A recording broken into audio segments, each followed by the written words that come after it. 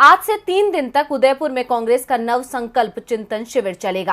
कांग्रेस के इस चिंतन शिविर ने जहां बीजेपी की चिंता बढ़ा दी है, तो वहीं अब कांग्रेस भी बीजेपी को उसी की रणनीति से मात देने की योजना बना रही है। सोनिया गांधी ने चिंतन शिविर का उद्घाटन करते हुए कांग्रेस की चुनौतियों पर बात की। इसके साथ ही एक बार फिर मोदी सरकार पर हमला बोला है। साथ ही कांग्रेस नेताओं को यह हिदायत दी है कि बीजेपी की तर्ज पर कांग्रेस को भी अपने बूथ को मजबूत करना होगा। देखते हैं ये रिपोर्ट। कांग्रेस का चिंतन शिविर झीलों की नगरी उदयपुर में शुरू हो चुका है।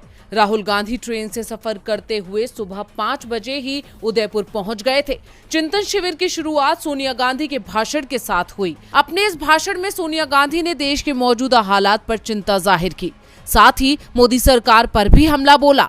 उन्होंने कहा कि देश में बांटने की राजनीति चल रही है, संस्थाओं का गलत इस्तेमाल हो रहा है। खबरों के मुताबिक कांग्रेस के इस चिंतन शिविर में एक परिवार को एक टिकट, कमजोर वर्ग के नेताओं को संगठन में आरक्षण और एक बार पद पर रहने के बाद 3 साल के कूलिंग ऑफ पीरियड जैसे फैसले लिए जा सकते हैं। तो वहीं कांग्रेस नेता अजय माकन की माने तो अब कांग्रेस भी बीजेपी की तर्ज पर अपने बूथों को मजबूत करेगी। इसके लिए एक प्रस्ताव तैयार किया गया है। बीजेपी की तरह ही अब कांग्रेस में भी मंडलों का गठन किया जाएगा।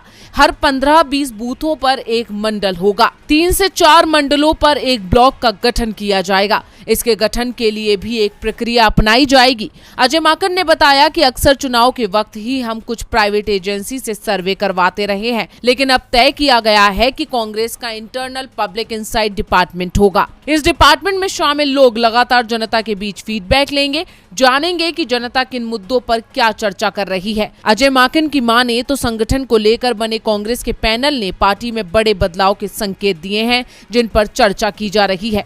कांग्रेस पार्टी के ढांचे में अब तक वही पद चले आ रहे थे जो सालों पहले थे, लेकिन अब उसमें बूथ लेवल से लेकर ऊपर तक बदलाव किया जा रहा है। कुछ चीजें कांग्रेस के संविधान में पहले से थी, लेकिन अब तक उन पर अमल नहीं किया गया था। अब कांग्रेस भी बूथ स्तर की राजनीति करेगी और 2024 में केंद्र की सत्ता में वापसी करेगी।